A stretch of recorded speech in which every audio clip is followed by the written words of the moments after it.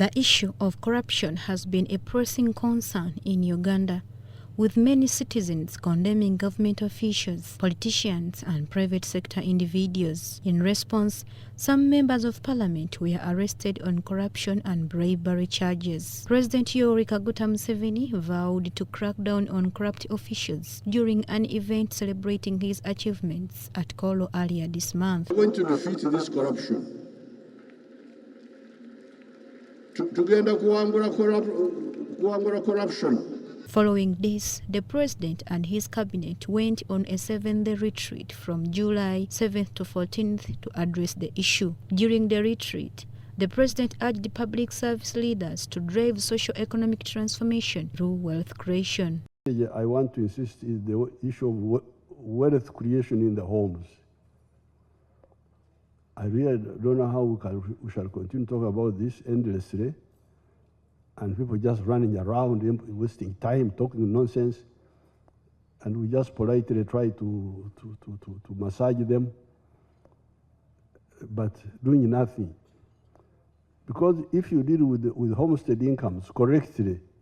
Earlier today, Dr.Chris Baryomunsi, the Minister of Information, ICT and National Guidance, highlighted the key resolutions from the retreat. He announced that the cabinet has resolved to ban anyone convicted of embezzling public funds from returning to public service. We want to make corruption a risky venture. Now the law says if you are convicted of offenses related to corruption, you are barred from holding public office for 10 years. But we want to amend that law, the Anti-Corruption Act of 2009, to make it stronger so that if you are convicted of corruption, then the verdict should be much more stronger and deterrent. Maybe we say you should never hold the public office again, and the state should be able to recover whatever you stole, so that if you have property, you should lose it. So we are going to amend the law and make it harsher. However, he also acknowledged that the burden of fundraising can lead some leaders into corruption and advised reconsideration. The pressure that political leaders face or go through, especially through fundraisings and all these demands from communities that we serve. So you find a member of parliament will be invited for maybe 5 fundraisings on one Sunday, and the expectation is that he should be spending maybe 5 to 10 million shillings in a fundraising. So if I throw the question back to you, where will the MP get that money?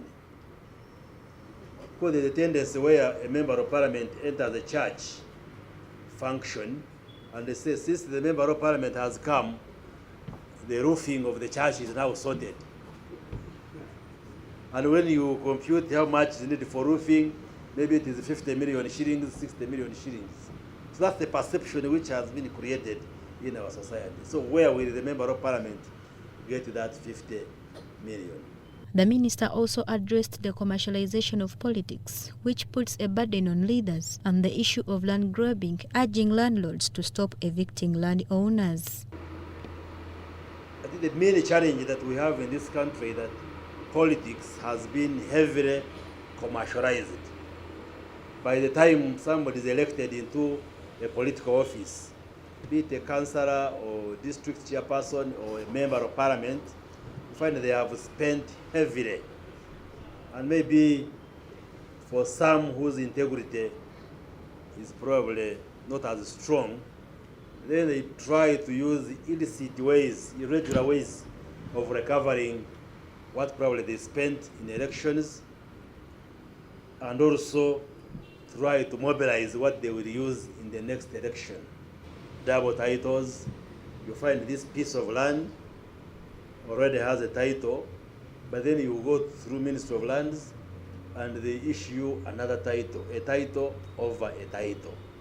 And this, we shall correct it once through automation, because if you fully automate the process, then it should not be possible for you to issue a title when a title already exists.